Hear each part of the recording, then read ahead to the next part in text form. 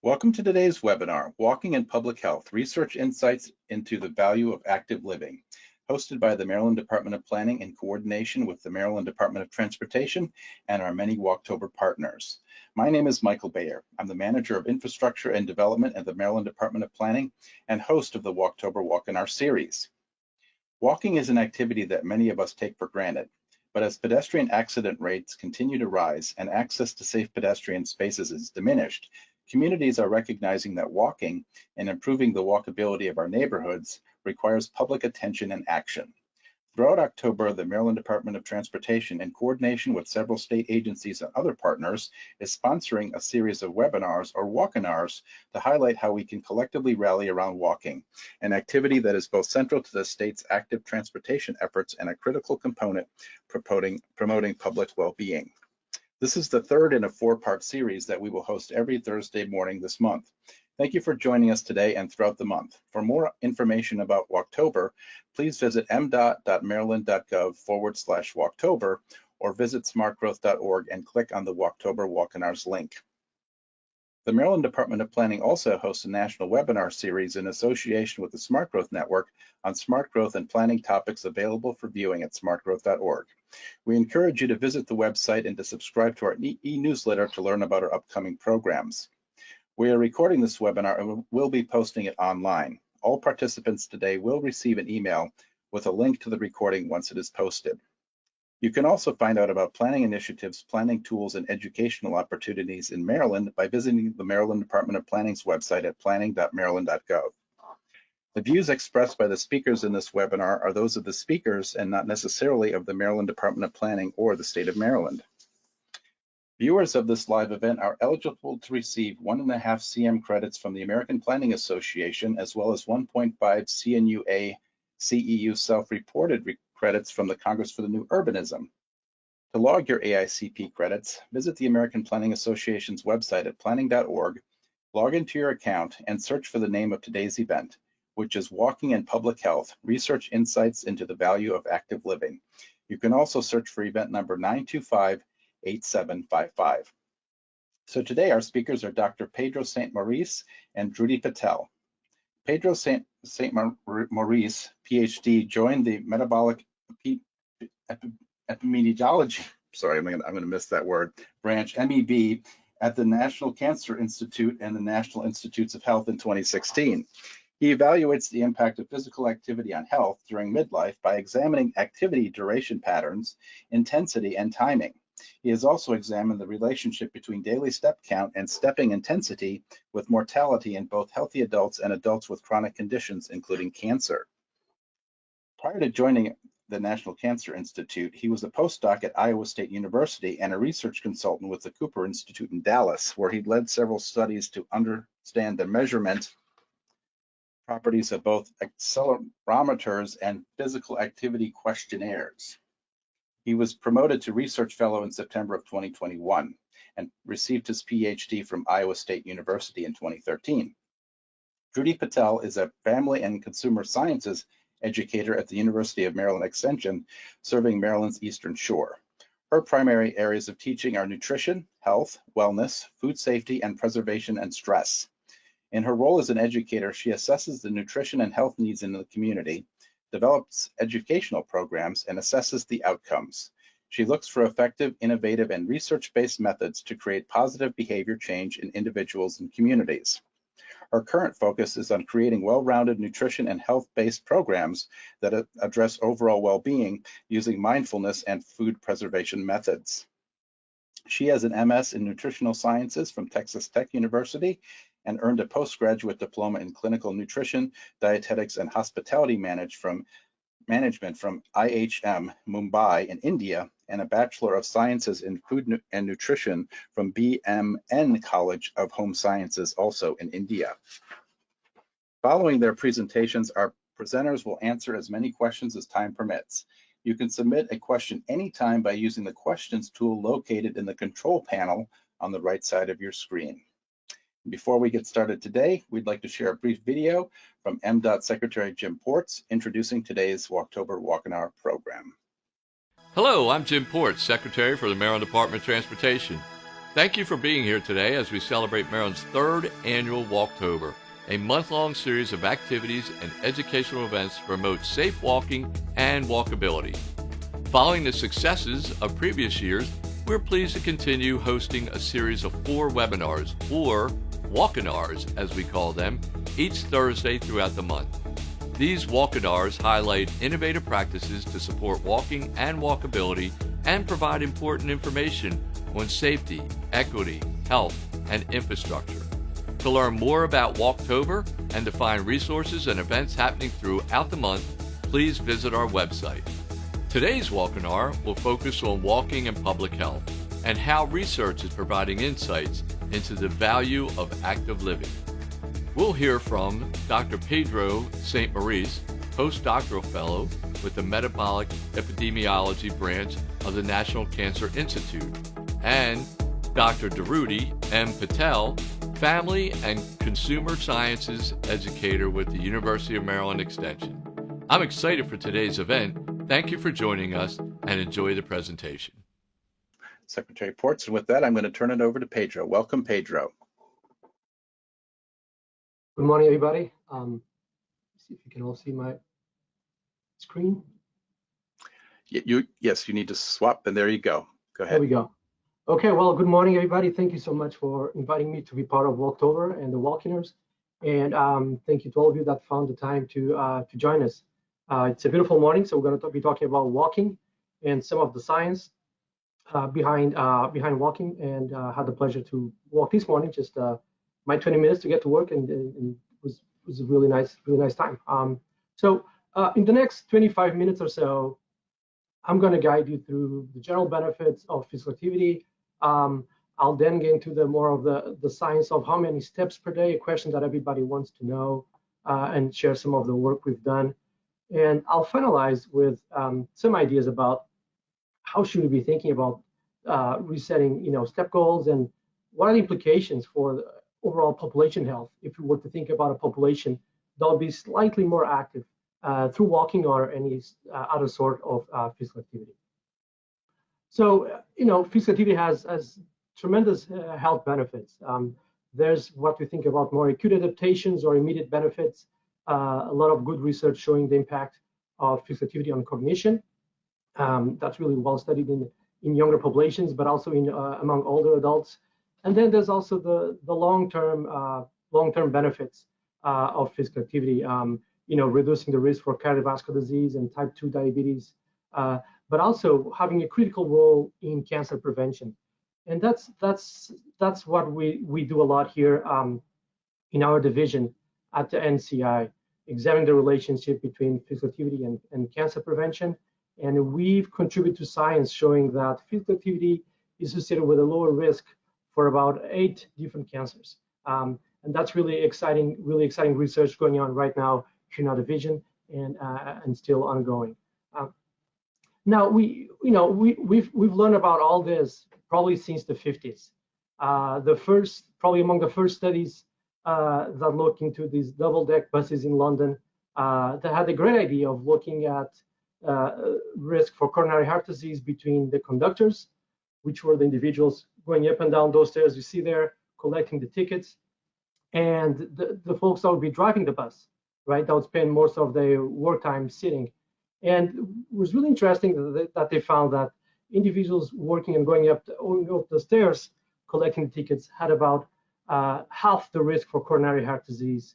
And really the science of exercise and physical activity epidemiology really took off from there. And there was a lot of more studies looking at lumberjacks and postmen and other occupations that were considered to be active occupations.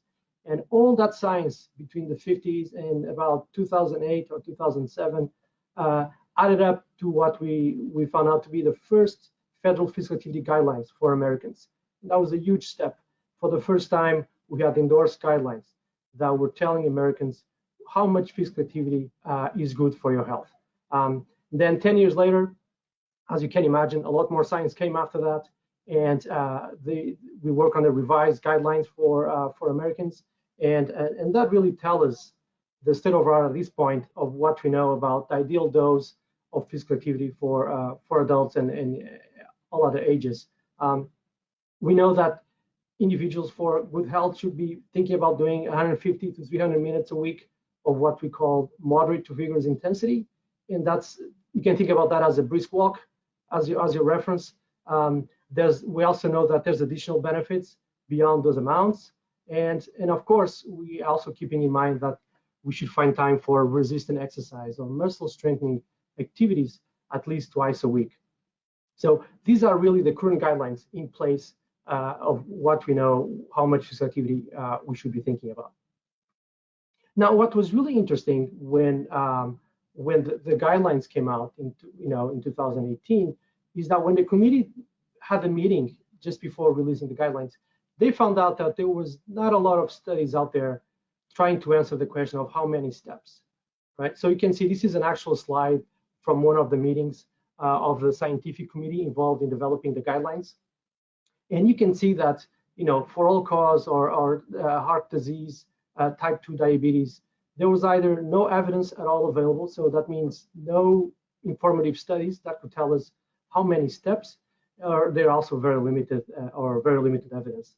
And of course, this is really critical, and you can imagine why.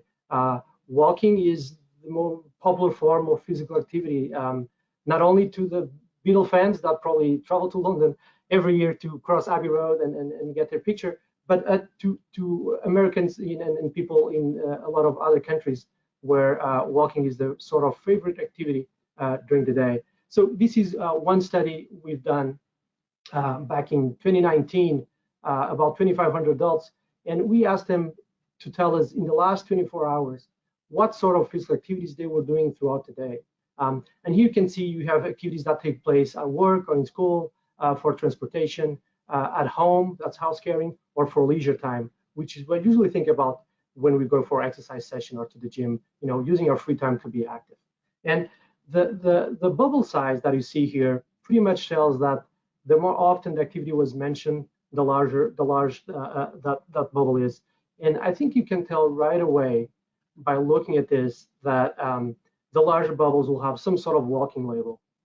So it is really telling that walking seems to be, pretty popular when people decide to be active. And to show that a little bit better, I want to zoom in and focus on transportation physical activity. So among those that indicated that they were active for transport, they would do some sort of activity, 82% of those said they were doing so by walking to and from places. So you can see that's a large proportion of individuals that select walking as their favorite activity when they had to commute in an active form. But also looking at leisure, so you can also see that among all different sorts of leisure activities that you can think about, and that people report in our study, walk for exercise was again the most popular activity that was mentioned. About 39% of adults in the study reported that they would go for a walk as a form of exercise. And that's substantially larger, as you can see, when compared to other sorts of activities. So it is really convincing that, and it's well established that walking is the most popular form of physical activity in the US. And I include an additional resource from the American Time Use Survey that shows the exact same thing in the large sample of US adults. So if walking is such a popular form, we got to ask the question: so how many steps per day should we be piling up throughout the day? And that's the question that everybody wants to know, and people think they might know because we've heard about 10,000 steps. Not surprisingly, your Fitbit probably goes off every time you cross the 10,000 steps, saying you achieved your goal. But we really want to think about where this number came from, because there was, as I told you before, there was not a lot of evidence to give us the magical number. So this is a German pedometer, and interesting enough, you can see that you analog and it will taking steps and goes about to 10,000 steps if you look carefully. But I think also more interesting is the story from what happened in Japan in 1965, and this was just after the Tokyo Olympic Games. This company came up with a pedometer that was called a mampometer, which translates pretty much to a 10,000 step counter. And really from here, the 10,000 steps seemed to stick and stayed for a long time. And people still attribute the origin of 10,000 steps to to this company in Japan back in the 60s. It was really a successful campaign, probably the most successful in exercise science since the 10,000 steps has been around for so long. But they even came along with different images of how many steps you should expect from doing different things. So you can see a waitress there on your left, that's about 12,000 steps at the end of the day. You can see another person walking in their office, down the hall and so forth, and that's about 11,000 steps. And there's other examples. So really a nice effort to promote steps, but really the place where the 10,000 steps came from and sticked around for until these very last days. But things have changed, and now we measure steps, also the way how we measure steps. And the one thing that you want to know is that as in the scientific community, we're very particular about our measures of steps, and we want to know that we're measuring steps well. So this is probably my favorite study that has been done to test the extent that a step counter was actually measuring steps and how much of an error you should expect. And usually our studies, when we test these devices, they usually go like this. We invite participants to our labs, and we buckle them up with as many devices as we can, while still hoping that they can still move and go around their usual activities. But this is an example of this study. On your left, you see the participant that has devices on the ankle, hip, waist, and wrist. And then the neat thing about this is that they set up an additional GoPro camera on the chest and slightly tilt to the ground so they could videotape the feet and people walking throughout the day. So, and the participants left the lab. They spend a day consistently recording all the steps from devices, but also from the video camera.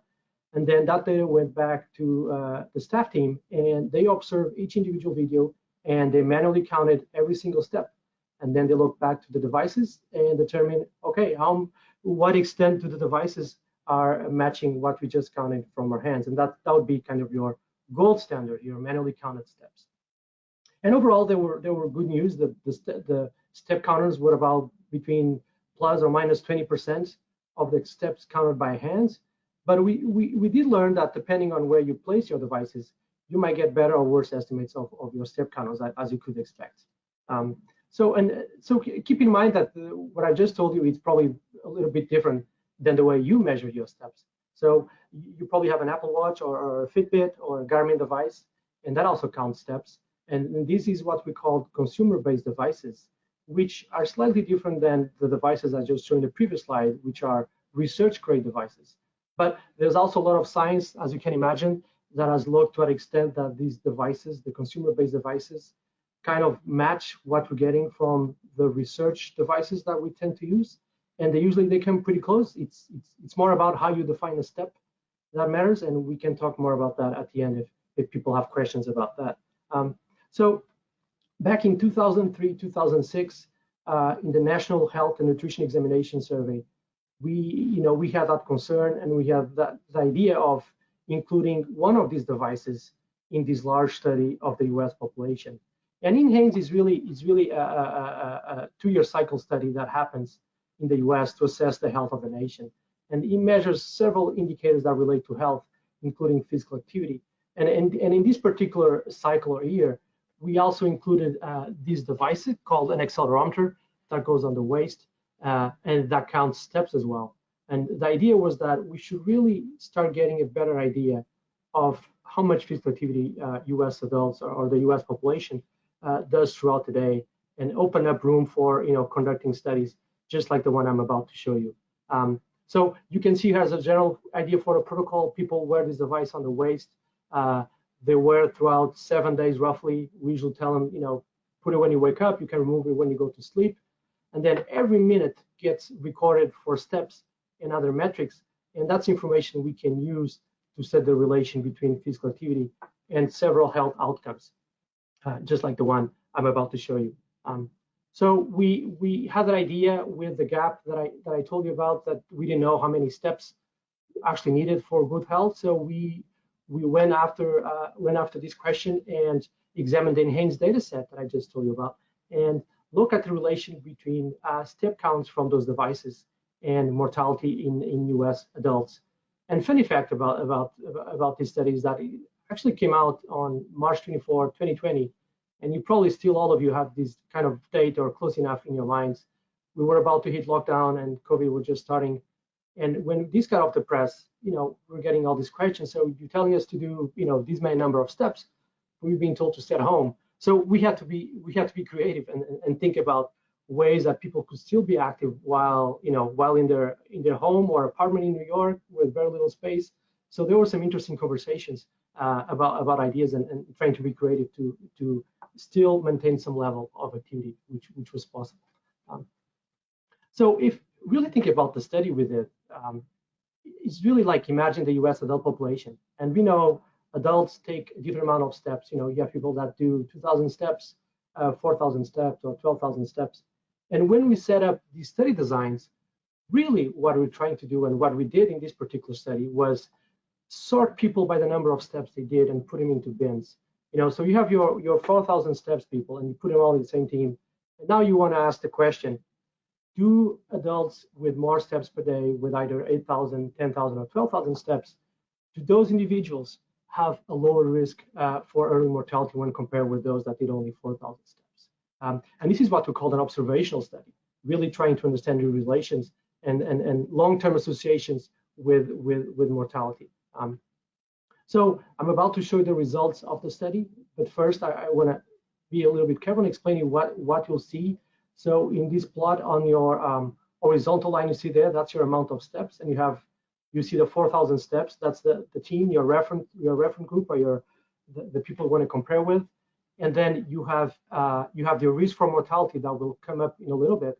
And all you need to know is that if you see a data point coming up on the top half of this graph, that means those individuals have a higher risk for mortality.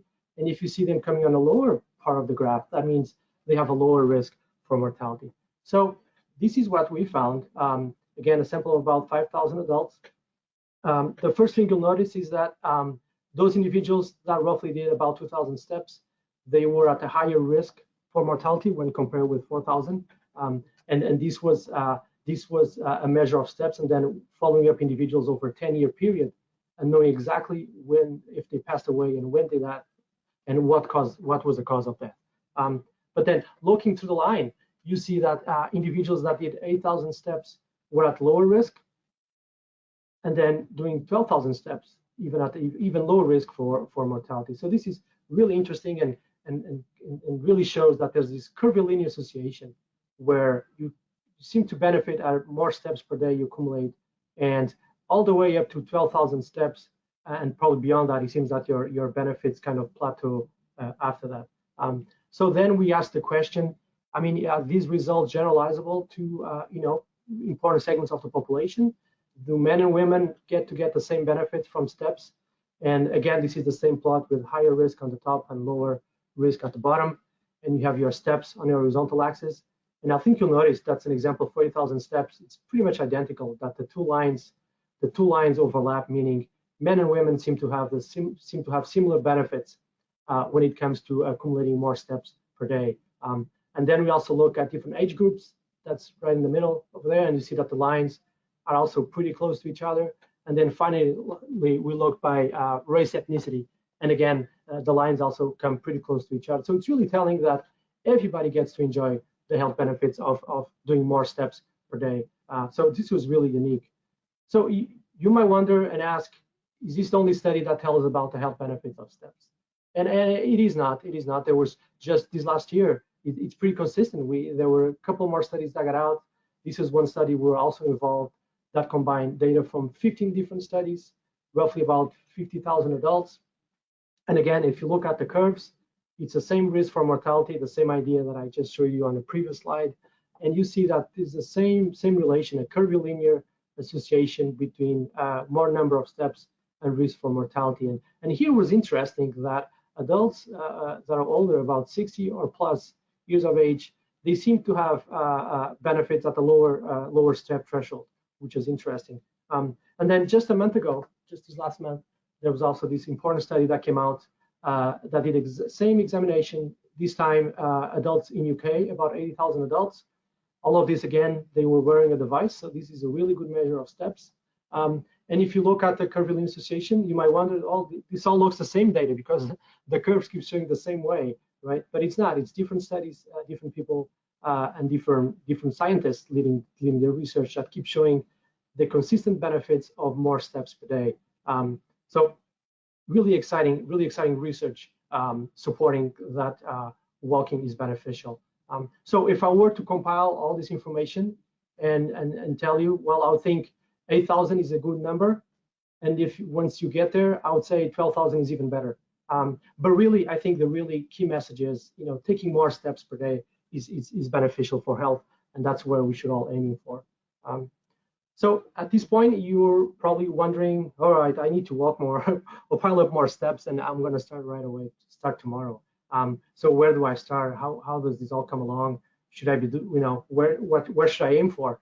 And I came up with this slide, hoping that helps a little bit to you to understand, how many steps match a given distance, or how much time is involved if you were to think about, okay, I'm going to add an extra 1,000 steps or 2,000 steps to my usually daily routine. So imagine you're at that point where you have your baseline is about 4,000 steps a day, and you're thinking, okay, if I want to add 2,000 additional steps, what would that mean? Well, that means about a 20-minute walk and about a 1 mile distance. Okay, and you can think about adding more 4,000, and you can see you have all the math there. But what I think is really interesting is that if you start thinking about active commuting and thinking about walking to work or being more active, taking public transportation and so forth, that's likely to add up about 2,000 to 4,000 steps at the end of your day. And that's an extra 20 to 40 minutes of physical activity. And we do know that those amounts have about a 30 to 50% lower risk for early mortality. So really showing how active commuting can make a big difference in the amount of steps you can probably pile up by being a little more active. Now, I do want to focus just a little bit on this lower amount of an extra 1,000 steps a day or additional 10 minutes. So imagine tomorrow you get the news that the U.S. population activity has just increased on average by 10 minutes, or an additional 1,000 steps. What would the implications be for the society in terms of health? We asked that question early this year, and we published this study, and really tried to project what would happen if we were successful in increasing the entire U.S. adult population activity levels by an additional 10 minutes to what they already do. And this was really fascinating. We found that adding these extra 10 minutes a day could likely prevent 110,000 deaths a year. So that's a really impressive amount of the impact that such a lower amounts can have on the health of the population. And then again, we asked the question: are these benefits the same across segments of the population? And we found that the results were very similar from men, women, and different race, ethnicity. So again, really supporting that physical activity is inclusive as it can be, and that everyone gets to enjoy the benefits of being more active. So these got a lot of press interest, as you can imagine, and people were really interested in finding out more about this. And we got a really nice interview with the New York Times where we kind of explained the study and the implications. And you can all read more about this if you want.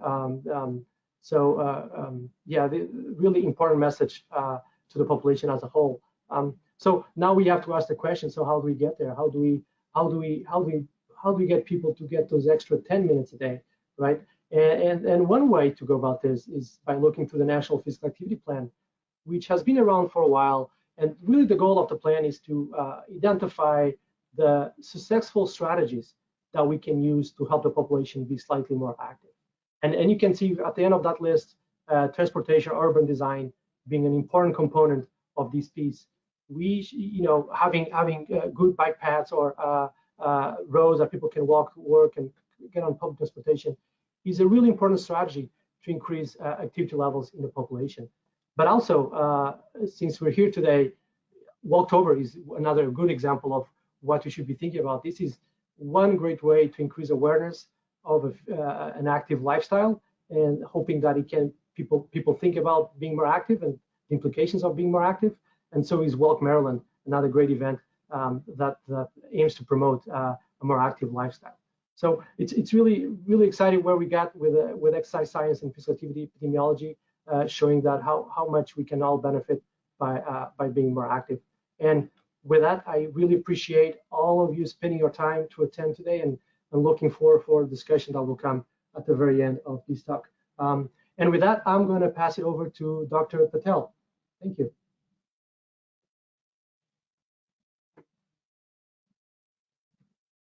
Good morning, everyone.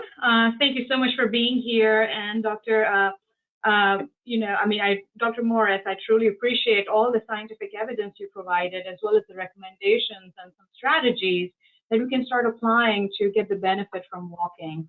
I am going to transition more now towards more of a behavioral science, psychology, and social science aspect of walking, and actually eating too.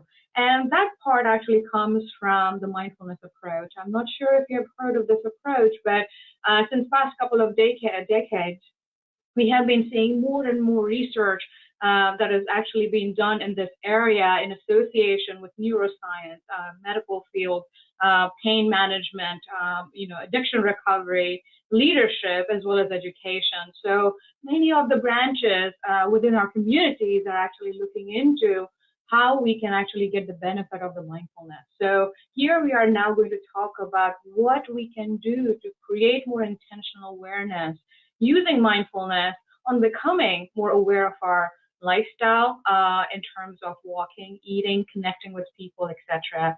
I do want to give a little bit of information on my journey with it, because in my training is actually from a clinical sciences within nutrition field. I started being a clinical dietitian, working with patients, and then transitioned to clinical studies within that field, and now moved to the community nutrition. So I have about 17 years of experience in the field.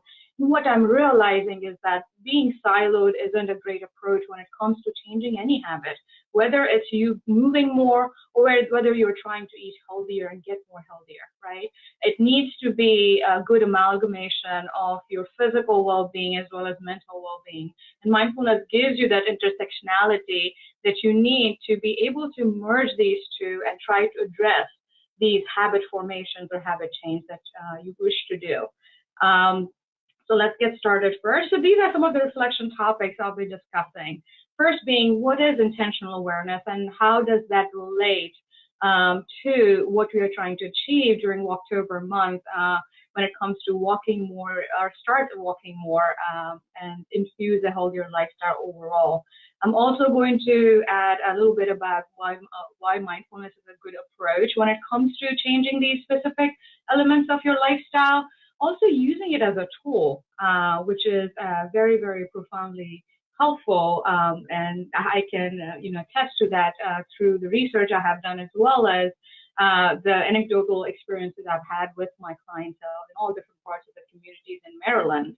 And also ways you can infuse mindfulness within your walking and eating and any kind of lifestyle change you're trying to aspire to have. So let's start with intentional awareness. So there are two parts of this term, right? We have intentional and then we have awareness. Let's start with awareness first. Awareness is something that is a presence of mind, or general presence of mind, or a focus, when it comes to awareness. Those are two main aspects of awareness. And intentional is purposeful. So you are purposefully creating this awareness and focus in whatever you're doing. Maybe you are listening to this, session. So that can be one way you are practicing awareness, intentional awareness, right? So it can be actually, it can be translated into anything that you do in everyday life. However, it is becoming more rare, currency these days because of the bombardment of information that we have through social media in general. We are constantly overwhelmed by the information, and most times our time goes in distraction and trying to do more automatic type of task, and there is rarely a time where you're truly creating that focus and that moment on whatever that you're trying to achieve. Our human tendency is such that, we are either, lingering in the past and in the past, past moments through nostalgia, rumination. It can just be even you lingering in the moment and, recollecting all the wonderful memories you had.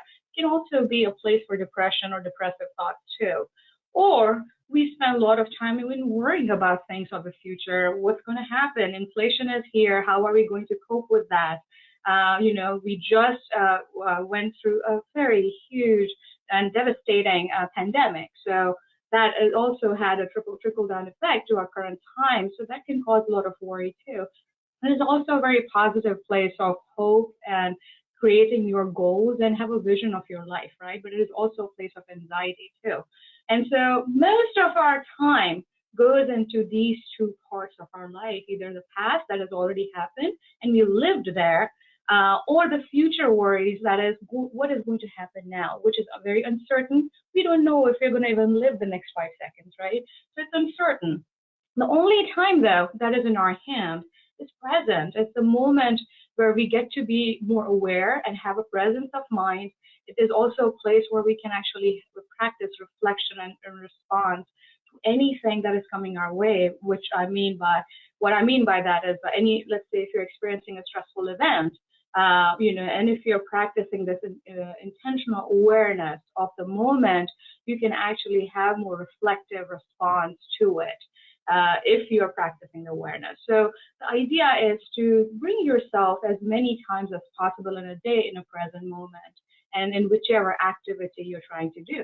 That can be a walk too, or having that piece of fruit that right now it's apple season. So if you're biting into an apple, just eat an apple and just experience the apple in its entirety. So the idea is to create more intentional awareness in the present moment. And how we do that is by practicing mindfulness. It can be as simple of a practice as you taking deep breaths and just focusing on how it feels like when you're breathing in and out. And so as you're listening to it, just do that with me. Just breathe in and just focus the way the air enters your nose and fills up your lungs, and breathe out through the nose again. Just, doing those couple of deep breaths can be very calming and very centering in the present moment. So I do want to start with a very simple definition of what mindfulness is. And I really love this definition because it really encapsulates the essence of this practice. It's a moment-by-moment awareness of your thoughts, your bodily sensations, and the environment that you are in. So right now, if let's say you're sitting on your couch and you're listening to this, that's an environment you are in your living space, right? And the main aspect of this is by practicing non-judgmental lens. Now that is hard. And I say that by my own experience as well as my audiences and my students' experiences too, because we tend to judge everything. And that's a good aspect of us human beings. We are constantly making decisions. And so it's very, very important to judge one, aspect to another, or one option versus another. But it becomes a cyclical, endless moment and state of inertia where you just can't step off of those judgments. So it's a good idea to practice mindfulness without judging. And how we can do that is that when you are sitting down and just taking deep breaths, just notice the nature of the breath, how your body feels, how your thoughts are, but not delving into it.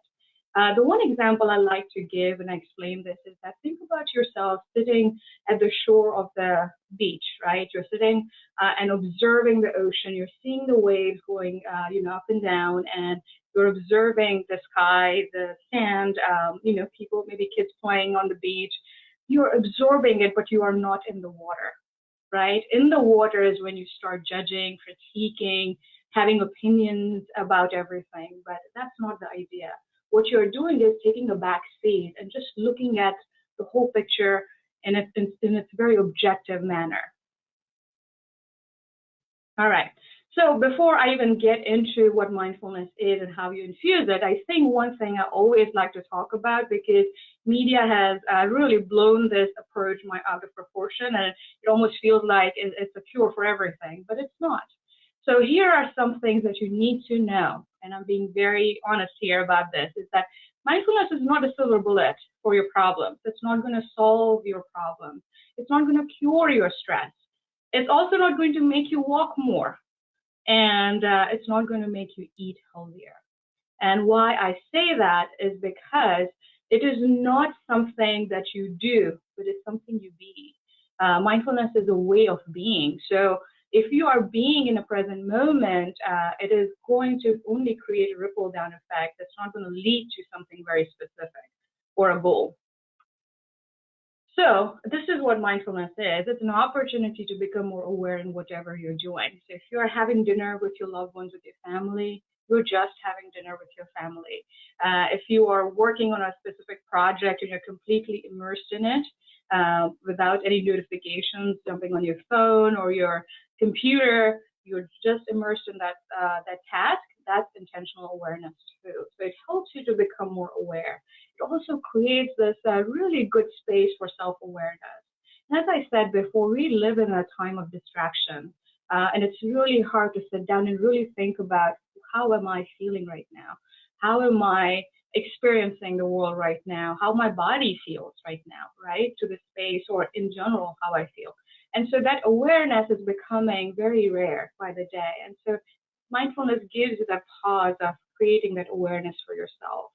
And in that process, what you're also doing is you're becoming more aware of your emotions too. And the humans have a tendency to try to avoid our emotions as best as we can. Not many people are actually very avid practitioner of sitting down and just processing their emotions, right?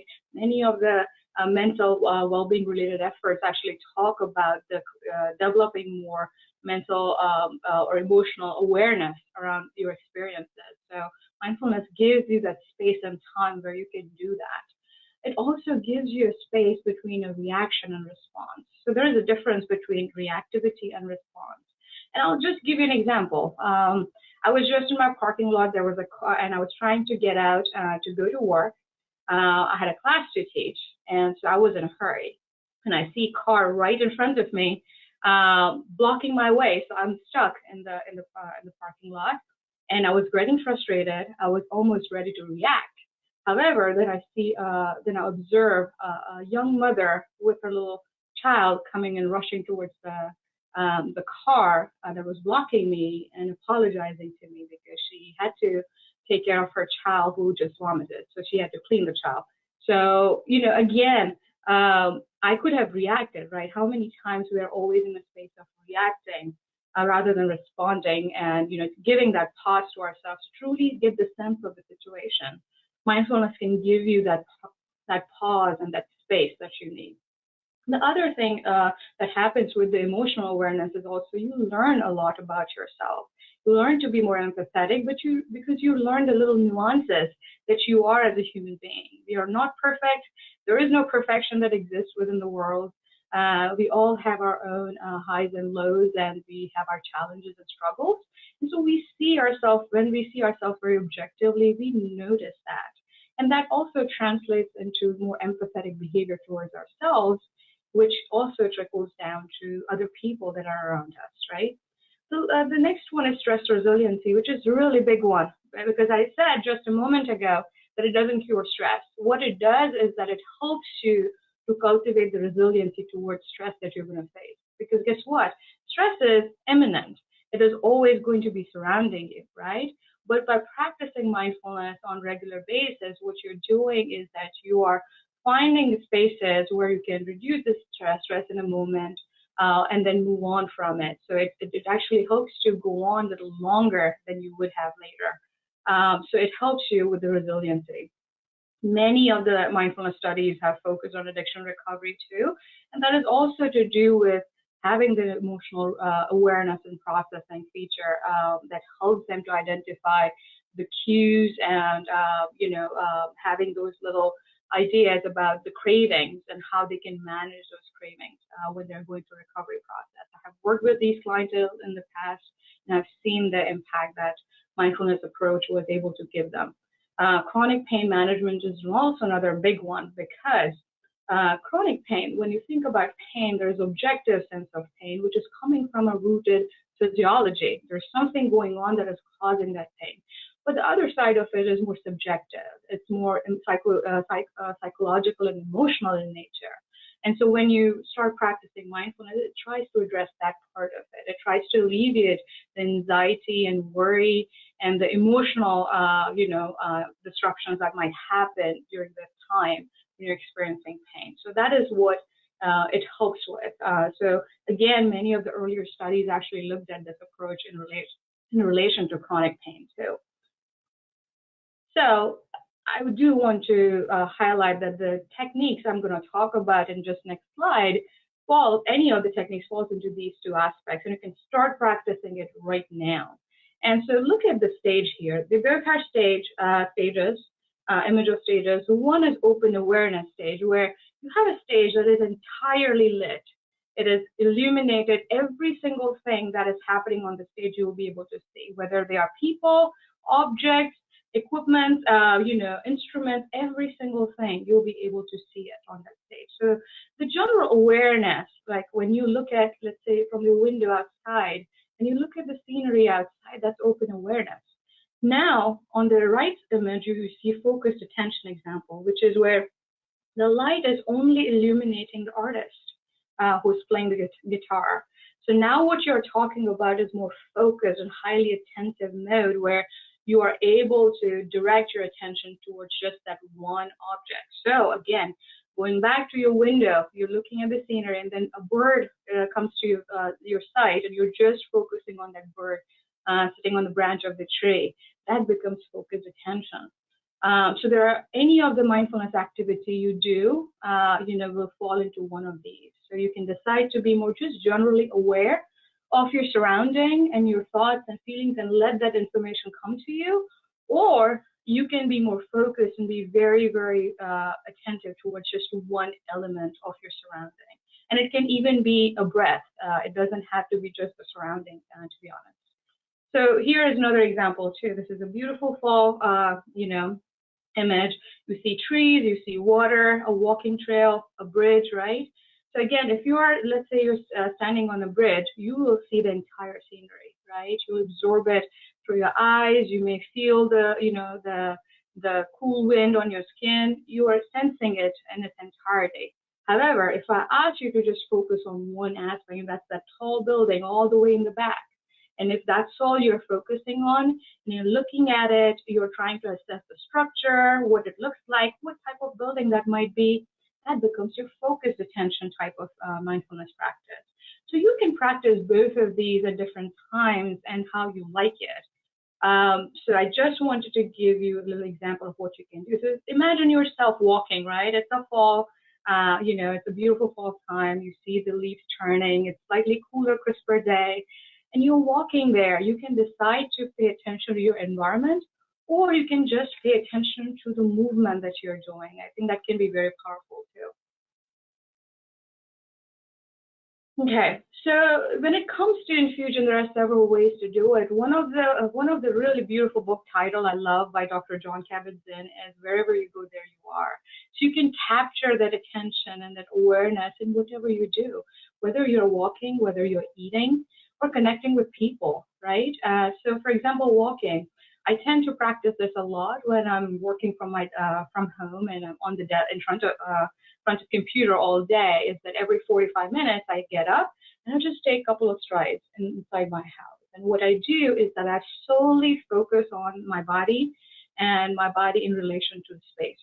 And so what I do is that I pay attention to how my leg lifts and goes down on the floor, how my joints move, right? How my core feels when I'm moving, because our core muscles actually helps to balance our body, right?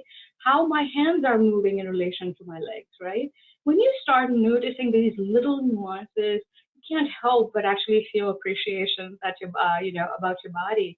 That because lots of the times we don't pay attention to these smaller things, such as getting up from the chair and walking, and it can be a highly effective way to gauge more attention towards ourselves and be more mindful just in that movement. The eating is also very fabulous because, if you love to snack in the middle of the day, you can pick up that snack, look at the packaging of the snack, or if you're having a fruit, just look at the fruit, smell the fruit, and bite into it, and close your eyes and just try to chew on it and see what the texture feels like. What's the taste of that apple? How does that feel in your mouth, right? This process also does one very beautiful thing. It helps you to slow down when you are eating. which is very important because most times we are distracted and we just eat up and we don't take our time with the food. And many times because of that, we don't realize that we are overeating. When you're slowing down, you're able to understand the cues of your body telling you that I think I'm done, my belly's full, I don't need to eat anymore. And so it does two things. It helps you to explore the food in a very different way. And secondly, it helps you to get connected with your body and knowing where you need to stop when it comes to eating. So it helps you to prevent overeating too. And connecting with other people is very important too. Again, I say this to my audience all the time, the best thing you can give to others is your attention, considering how rare our attentions are now. And so, being present in that conversation and that those group of people can be very beneficial for you as well as them, right? Okay, so these are some of the activities that you can start implementing right away. The first one is something that I do myself, is brushing your teeth, with full care. Like, you can start practicing, you brush your teeth and just notice how it feels, how the contact of the brush to your teeth and gums feel like, right? How the froth feels like, what's the taste of the toothpaste? That takes, that takes time, and it actually helps you to make sure that you're brushing your teeth well, right? Enjoying a nice shower and feeling the warm water. Eating mindfully, we already talked about it. With the environment, this is very helpful because most times when I was stuck in traffic, I used to be frustrated. But now what I do is I take a couple of deep breaths, and then it just makes me realize that I'm stuck here. I can't do anything about it. So why worry about unnecessary thing? I'm going to be late anyway, right? So taking those deep breaths can actually help you de-stress a lot too during the stressful time. Just remember, whenever you see a performance, performers going on the stage before they do, their performance, they always take a couple of deep breaths before they go on the stage. Why do they do that? They do that because they're trying to recalibrate their mind and, try to tame the anxiety and uncertainty of that moment and nervousness at the moment. Again, we talked about walking and making one observation each day. I think this is very powerful. This was one exercise I actually told to my addiction recovery patients, is that on your drive home every time, try to find one new thing you haven't noticed. And they all started coming up with new observations. You will be surprised how many things we don't notice that is surrounding us in everyday life. Also, with interaction with others, it is very helpful, being present with people, actively listening. We are always ready to respond to the others, but, are we truly listening in the process, or are we ready to, just give a comment back? Practicing gratitude and compassion, mindfulness can truly help you.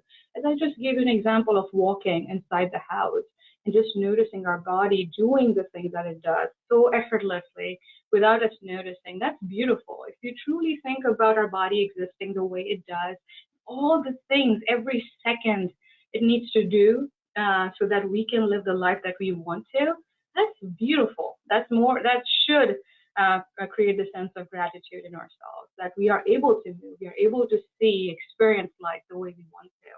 And that do, rise a lot when you're doing practice of mindfulness, because you start noticing those little nuances in the process.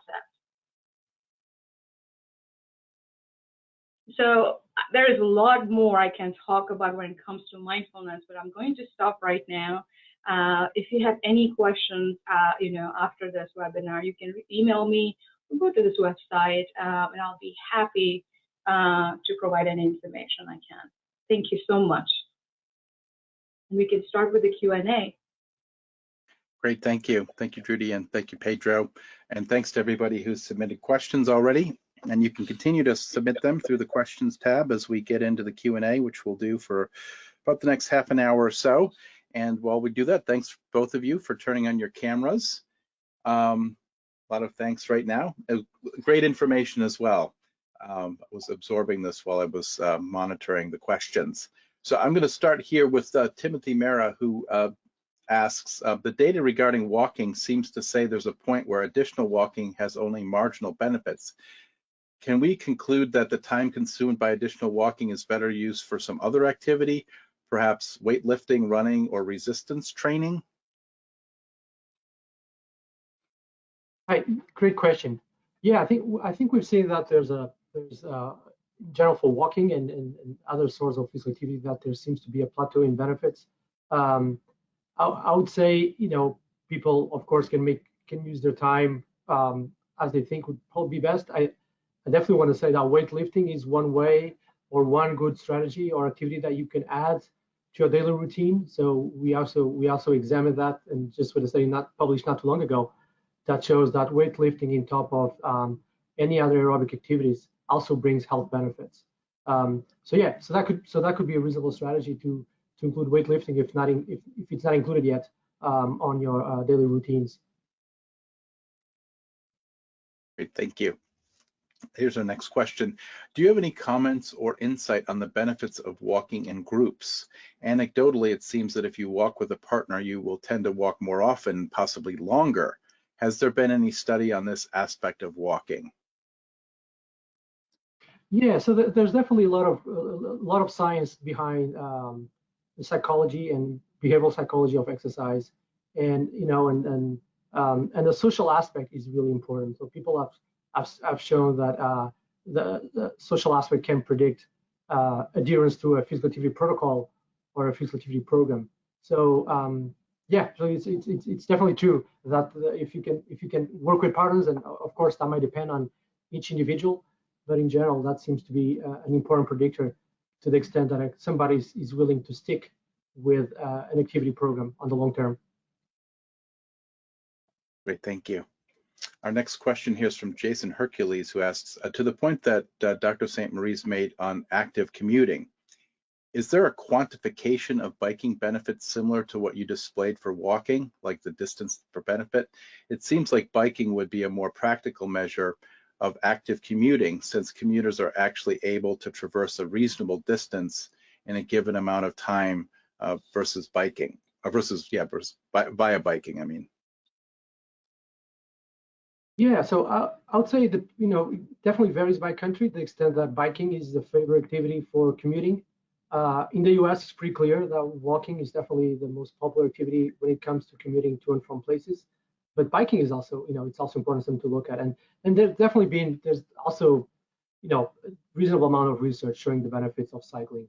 There was like 4 years ago, there was this large study about pulling data for about 1 million people, and they found that biking, small amounts of biking to and from places could add an additional 10% of lower risk for mortality as well. So there is some research out there for sure showing that biking has also benefits. And if you go, and more so in Nordic countries, that's been something that has been even examined further, because as you know, it's very popular place in Denmark where pretty much everyone owns a bike. That's definitely well studied as well. So yeah, so biking is definitely also important, even though I just focus on walking for the purpose of my talk. Okay, thank you. Next question is for Dhruti, I think, from Christina Miller, was asking, where was the beautiful canal walk that you showed? It's actually in a city called Frederick, Maryland. We have a very beautiful walking trail that they have created within the community. So yeah, it's a very beautiful place to walk. Thank you for asking that. Excellent. Yeah, our folks in Maryland, I'm sure, are familiar with it. Next question here is from Sarita Men, who's asking, has there been any research on the psychology behind feeling safe while walking along a roadway?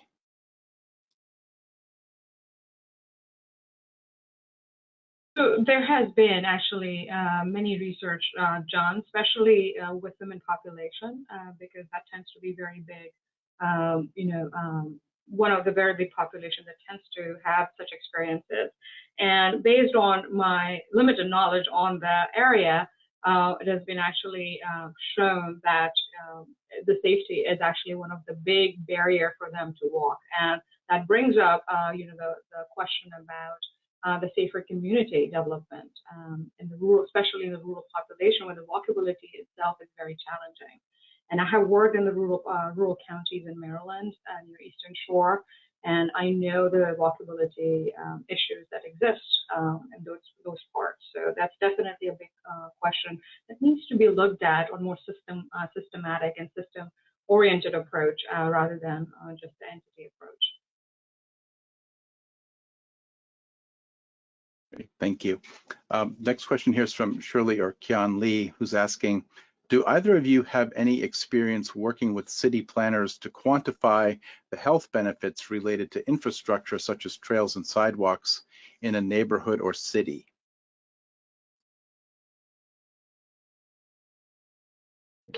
Can go first. I do not, but there is a large body of research that has looked at changing environment and how does that impact activity levels, by building like bike paths or coming up with roads that people feel safe that they can commute without being hit by a car, all those things. So there's definitely really interesting science that has been done showing how the extent that we can change the environment can help promote activity levels, especially when it comes to commuting. Right. I would like to add to Dr. Morris's point because I was part of a community coalition effort which looked at one of the Waikomio County Coalition, where a group of us actually walked through certain areas within the county, giving them the feedback on the walkability index, following the walkability index and giving our feedback on how walkable a specific area is, what are some of the improvements that can actually encourage people to walk on these areas, etc. So actually, as a result of a couple of those initiatives, we have seen a lot more sophisticated pedestrian path development as well as biking lane development too in the area. So I think there is a lot of research done in the area, and you also find many practical examples of how county governments or city governments are addressing those.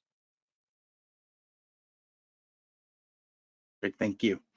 Our next question here is from Scott Small, who asks, thank you for your presentation, Dr. Saint-Maurice. I was curious if my Fitbit under or overestimates my steps by 20% each day, what effect does that have on us understanding the benefit of walking and my target number of steps that I should be aiming for? Hi, Scott. I know Scott well. Glad you're here. Yeah, so I want to say first that there's variation between how we defining steps, and Scott knows this well. With Fitbit and some of his devices, usually they're going after more purposeful steps. So they want to make sure the person is actually walking, for a given extent, even being that 10 steps or however we want to define it. So it is possible that you're getting lower steps with a Fitbit when compared, for example, with the device I've just showed you, where it's capturing every single step, side steps, any step that you can pile up throughout the day. So the first piece of that is that the associations should remain the same. So we're still ranking individuals the same way, meaning people that are more active or pile more steps, I would expect them to see, the same benefits for all-cause mortality. But then the challenge comes, what is the absolute number? And there might be variation there. And that was actually one of the reasons why in some of our studies, and that study in particular I showed you, that we stick with kind of categories of steps or an interval of steps, 8,000 to 10,000 or 12,000 to 14,000. And the reason for that is acknowledging that there's probably a 20% variation in the amount of steps that people might be looking at depending on what device they have. So really good point, and I think we have sort of an answer for that for now, and we can still do better. Great, thank you. Our next question is from Linda Rideout, who asks either of you, is there any recorded evidence that a shorter workday or work week in the US would result in an increase in physical activity?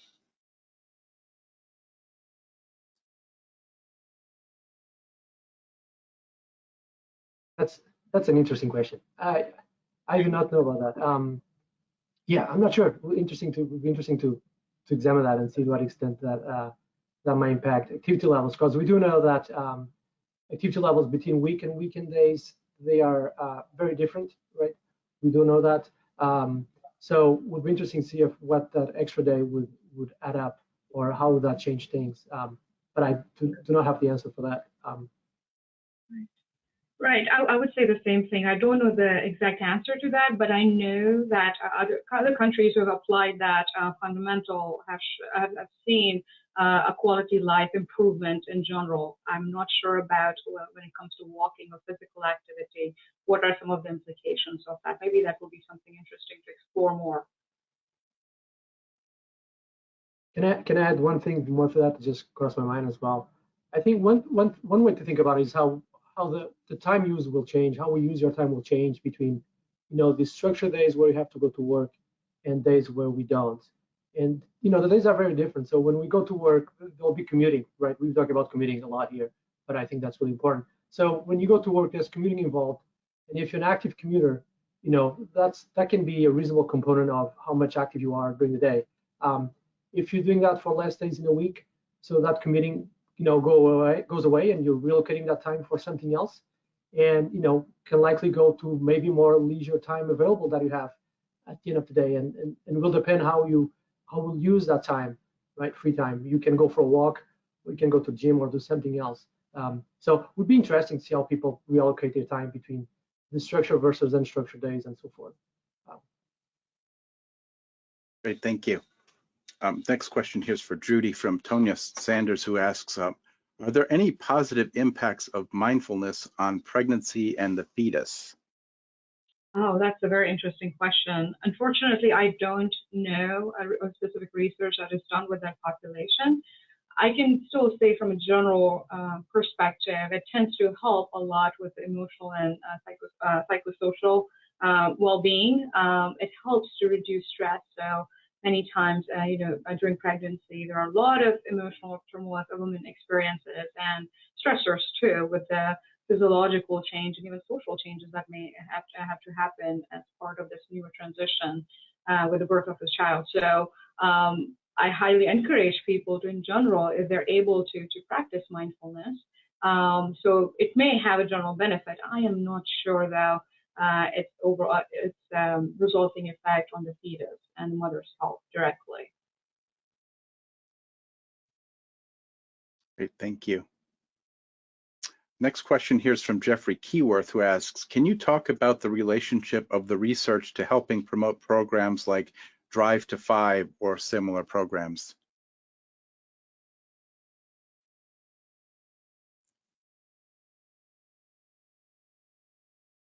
Is that, I'm not familiar with the program, so I don't know if that question was for me or not, but. I'm guessing so, but if you're not familiar, okay, maybe we'll just move on. Yeah, I'll say the same thing. I'm not too familiar with that program. If you can elaborate that more, maybe we can get some feedback. Okay. All right, we'll move to the next question, and that is, are there examples of trails or pedestrian paths that include signs and message boards that help to promote mindfulness? Mm-hmm. So I have seen, actually, to be honest with you, I have seen storyboard, walking trails where, each of the posts on the walk actually says a story of the book. So I think infusing mindfulness, that will be really a great way to actually encourage people to be more present. I haven't heard of a specific initiative, but you're now giving me ideas. So I will definitely would love to apply that and talk to our Parks and Rec department to see what we can do about it, because it can definitely be very beneficial.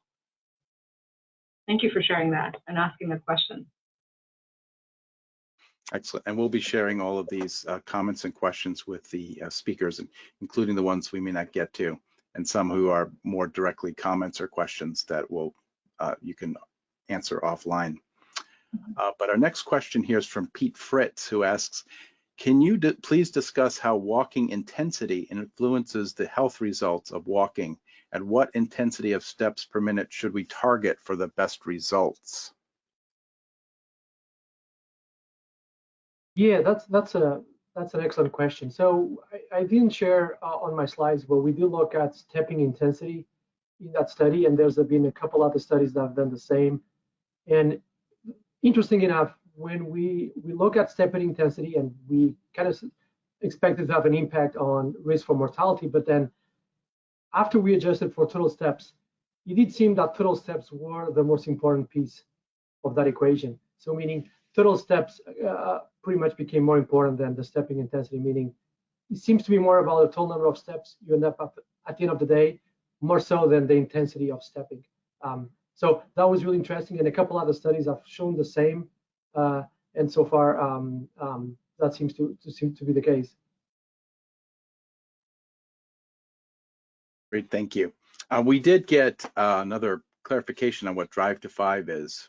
And I guess the question he asked earlier, Jeffrey Keyworth, was, can you talk about the relationship of the research to helping promote programs like Drive to 5, and Drive to 5 being as parking a 5-minute walk from your destination as a strategy to build more physical activity into your day. These are seen in planning programs as trips to school as well as work. Yeah, I don't know if I can directly address the impact of those programs in particular, but I can mention about something that we, for about 40 years or so, we thought that any activity that was less than 10 minutes, any bout that was less than 10 minutes, did not count to meeting the guidelines for physical activity. And that was in place for about 40 years, and that was a big deal because activities like the one just described in that question, like parking your car away or taking the stairs, those small bouts of physical activity, were deemed as not as relevant or not important for health benefits. But with the new guidelines, 2018 physical activity guidelines, that went away. So they changed the guidelines, and for the first time, they acknowledge, any minute counts. Any physical activity of short duration is also important to meet the guidelines, and that means, including those times where you parking your car away and get your 5 extra minutes to work. Actually, that's something I tend to do a lot. I try to put my car far away so I can add in some steps in those days where it can be as active as I would like to.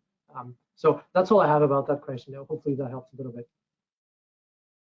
Great, thank you. If Kenneth, if you want to respond to that in the comments or questions, I can pass along that as well. But our next question here is from Kenneth Buckeye, who's asking or saying, I guess it's hard to consistently get in 10,000 steps every day. If you get in 5,000 steps one day, can you benefit from making up those steps on other days? Excellent question. That's really important question. Yeah, from what we know today, we do know that it's more about the volume. So how much of total steps or total activity you get at the end of the week. So meaning if you're less active on one day and you're more active on the other day, at the end of the week, if you're piling up all those steps, that's really the really important message or the most important strategy. So definitely being least active on one day does not mean you can't try to be more active the next day.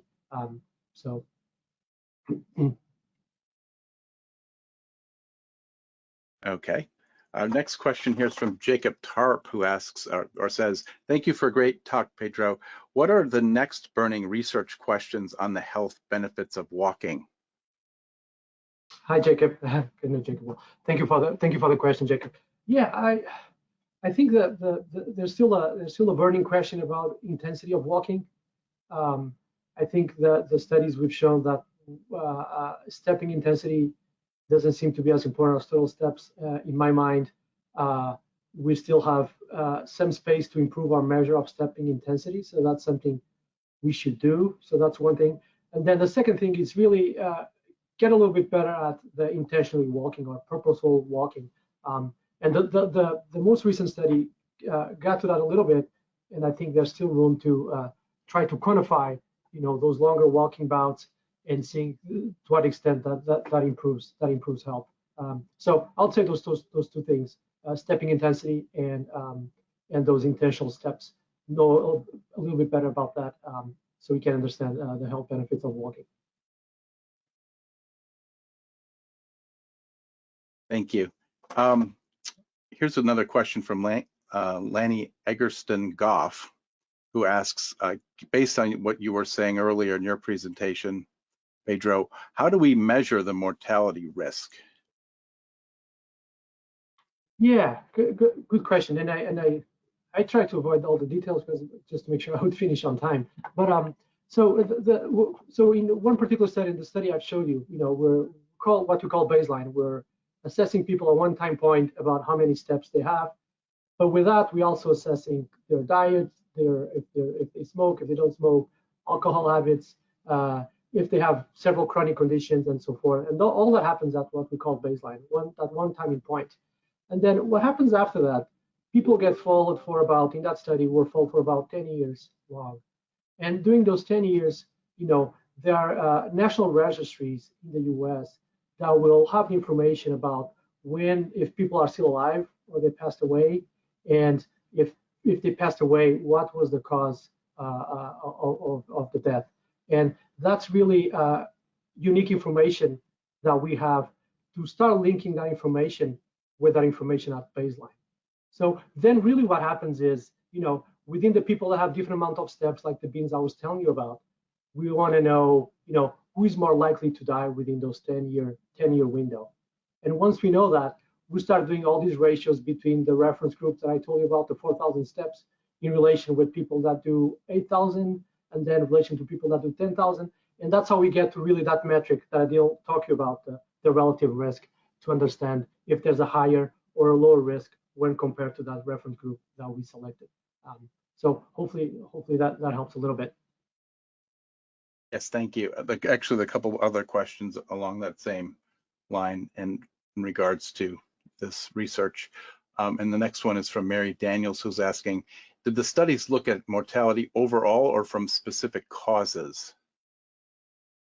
Yeah, we look at, in that didn't share, so we look at mortality overall, but then we look at mortality from cardiovascular disease and mortality from cancer. So we look at those three outcomes, and the other studies,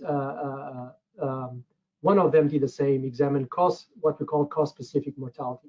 And what was really interesting was to see that the benefits hold. So cardiovascular disease mortality, the curve that I showed you was exactly the same, so same benefits. And then for cancer, was similar, but it did seem to be like a more linear relationship. So we did not see a plateau like we saw with the 12,000 steps, meaning maybe more activity accumulated can bring additional benefits when it comes to cancer prevention. Great, thank you. Next one here is from Dan Hoyt, who asks, is there a correlation with walking and other healthy behaviors in terms of like diet or stress and so on? Yeah, absolutely. So we know there's a cluster health effect where people that are more active, they tend to eat healthier, they tend to smoke less, they eat less alcohol, they have less chronic conditions. So that's usually one key factor we really need to think about when setting up these studies. So when I was telling you about the information at baseline that we collect, our statistical models, when we use to determine these associations, we really have to account to this cluster effect and account for the fact that people that walk less, inherently will have, more chronic conditions and other lifestyle habits that may impact the mortality risk. So we really try to adjust for these things to make sure that when we see an association or an effect between the physical activity and mortality outcome, that the effect is really due to the physical activity levels and nothing else, right? So really good question. That's really important. Great, thank you. Our next one is from Suzanne Jackson, who asks, in the step and mortality study, less healthy or older people would take fewer steps per day. How do you determine whether people who are already less healthy or older and therefore walk less die sooner due to their existing health conditions or due to walking less? Yeah, so it comes down to what I was just telling you about. So we did two things. So the first thing was what I just described in the previous question is we adjust our estimates of the association we're seeing between steps and mortality to a variety of chronic conditions. And then the second thing we did that I didn't talk about is we look at examinations between steps and mortality across different strata of the sample we have. And that includes looking at the association between people with chronic conditions. So we examine, for example, people that are reporting having type 2 diabetes. We examine the association between steps and mortality separately among that population. We examined the association between people that were between smokers and non-smokers and tried to restrict that to a group of smokers as well. People that have heart disease, people that are reporting having cancer. So we examined about 7 different chronic conditions, including other lifestyles as well. And we consistently found that within each one of those groups, even if you have a certain chronic condition, more steps again were associated with lower risk for mortality. And there's been other evidence that have kind of shown the same that people with chronic conditions can benefit from more physical activity. And in a way, really isolating the impact of physical activity on the outcome while accounting for these confounding effects. That's really what we're talking about, confounding by health status. Great, thank you. Next question here is from William D, who asks, have you seen a statistical correlation between walking activity and gasoline prices? Oh, I have not. We'll probably find out about that soon, though. but I have not, I confess. It's definitely a issue that people are thinking about. Yeah, that's a good question. Okay, we'll have a few more questions. If anybody has any other questions, you can include them in the questions tab before we finish up here. But next question is from Shannon Halley, who asks, is there a way to correlate biking distance to steps? Steps, can you expand a little better? I guess like steps measuring during other portions of the day, steps you actually accumulate while you're biking, or what? Yeah, I think it looks like the general question is regarding like folks who bicycle. Is there a way to correlate those distances to the step data that you were sharing earlier? Not well. Hopefully, I understood the question right. So, not in this particular study. No, we don't have individual information about bicycling during commuting, so that or you know for any other matter during the day. And how that would relate with steps. But it's possible there are data sources that would include that information. Yeah, that's all I can say about that. Okay, thank you. Next question here is, I know that some health insurance programs provide incentives if the insured person does a certain amount of walking, but are you aware if therapists prescribe walking as part of improving their health and emotional well-being? So, I don't know. Yeah. Based on my experience, there are general recommendations that is given by the therapist to actually infuse some sort of physical activity. Many times it ends up being the walking recommendation, because there are a very good number of studies that talk about the positive impact on emotional well-being through walking and general physical activity. So you may see that as one of the prescribing tools or strategies that therapists might actually recommend to you to help with emotional well-being in general. But I am not sure directly with the evidence that they're talking about, though. Great, thank you. Next question here is from Mirsha Clemens, who's asking, what activities have you seen being done to encourage walking in an office setting?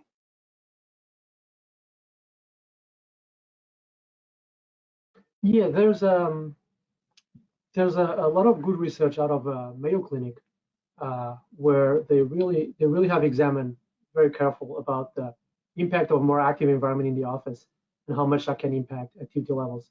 And this goes about changing the whole environment, you know, having like space where instead of meeting, you're sitting and meeting with someone, you go for a walk and you're walking around the office, and you need space, right? But walking around the office and you're meeting while you're piling up some steps.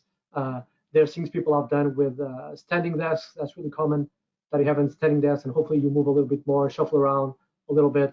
And there's also, you know, treadmill desks, and we have some of those here as well, where you know, you can go and you do a little bit of work and you walk on a treadmill and you have your laptop just sitting next to you, in front of you, and you can still, you know, do some work while you're accumulating steps. So there's a lot of things that have been done that are available out there that people's efforts to make the office a little bit more active environment.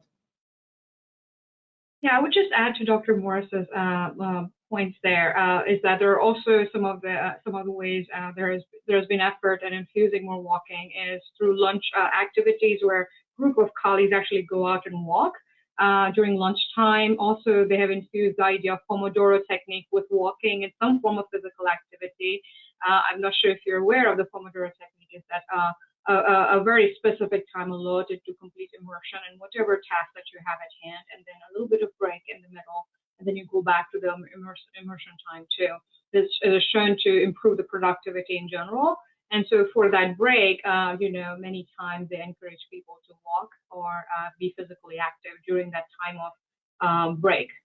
So those were just a few techniques that I wanted to share here. Great, thank you. I think we'll have one more question here before we wrap, given where we are with time. It's almost noon. And that is, and I think you may have covered this earlier, Pedro, but I'll ask this one if you want to add. Are there any health studies that consider the walking environment? And do you have any insights or comments regarding the safety and pleasantness of the walking environment to promote more walking? Yeah, there's a I confess that's not of the science I usually do, but there's a CDC includes a lot of resources about the walkability index, where it has shown all across is what we call ecological studies, where they look to the extent that a city is more walk friendly in terms of safety, pedestrian routes, and different things, and to the extent that contributes to a more active population in that specific town or city. And of course that comes with a couple limitations we can talk about, but there's things out there that people have done to get at that. And I would advise, and I included that in my slides I'll be uploaded hopefully. There's some good resources in the CDC webpage that you can look through and know more about the walkability index and the impact of these things on activity levels. Great, thank you. Actually, we did get a couple questions here in at the end that I'll ask you, Dhruti. This one from Valerie Aston, who's saying, how do you tie in both mindfulness and work environment multitasking activities? Is there a way to connect them, working at a desk and a treadmill, et cetera, with your need to be aware of your environment? I have had a long journey with myself in terms of infusing mindfulness when I'm working too, and it's a harder battle. It's a transition that you have to make it very intentionally. So one thing, as I gave an example, that when I have a long day when I'm going to be at the desk, I make sure I have alarm set up where I'm actually just walking either outside or inside whenever I have time, and practice infuse mindful walking right there and just walk around. Now, is it going to be as comparable as having it as a physical activity? No, but that still brings the attentional awareness in your day and can help you with the stress relief too in the process. There are also many agencies who actually create spaces for the mindfulness activities too.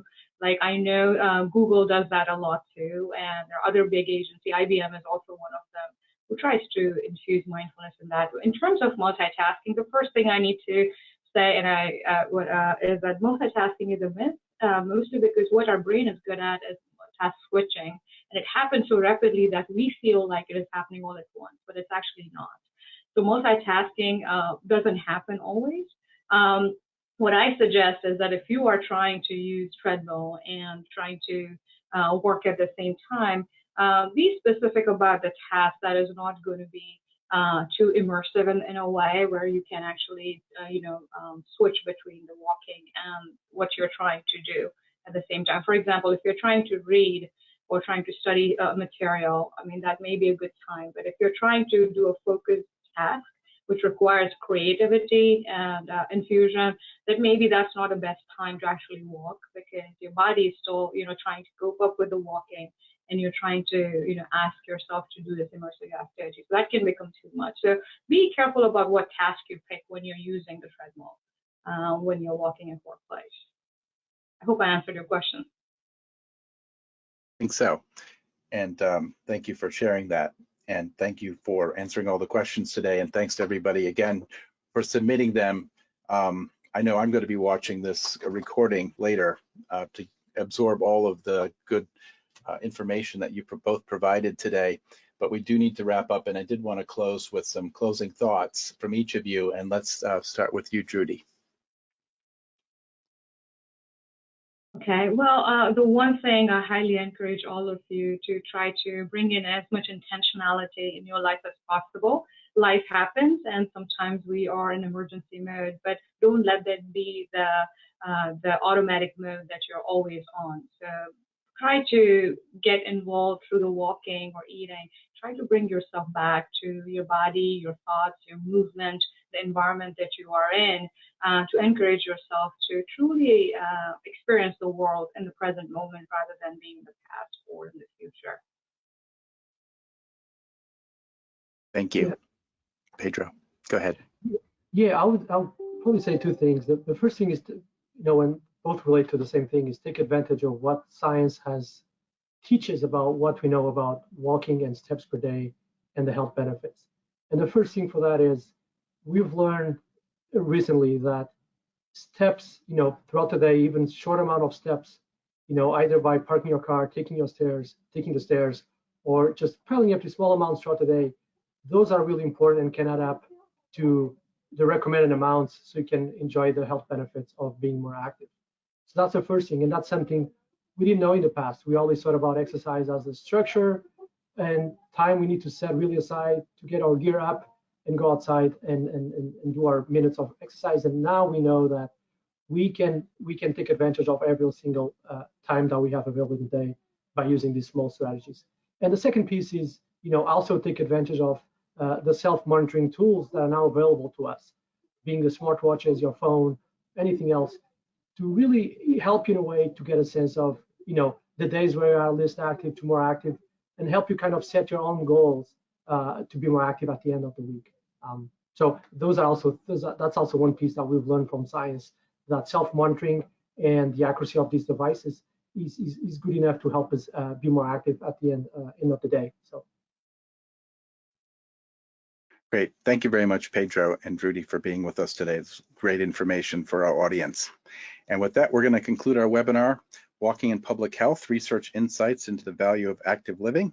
I'd like to offer a great big thank you to Pedro Saint-Maurice and Dhruti Patel for a great presentation, to everyone who attended today, to Francine Waters of MDOT, who organized these panels for all of Walktober, and I apologize for not mentioning her on the last two of these, and to my colleague John Coleman, our communications guru, and a great friend and colleague who makes this all look easy every time we do a webinar. The complete recording of today's webinar will be posted on smartgrowth.org early next week, or actually later today. Also, for those who have requested one, all attendees will receive an email that will contain a link to a personalized certificate of participation. Please look for this follow-up email if you need this certificate to claim other continuing education credits.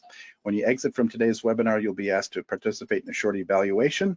Please take a few moments to provide feedback so that we can continue to improve the webinar experience for you. And finally, keep an eye on smartgrowth.org and your email inbox for details on other future webinars, including our final Walktober Walkinar, Expanding Access to Pedestrian Infrastructure and Improving Public Safety, Tools and Case Studies, which will be next Thursday, October 27th. And with that, I wish everyone a great day.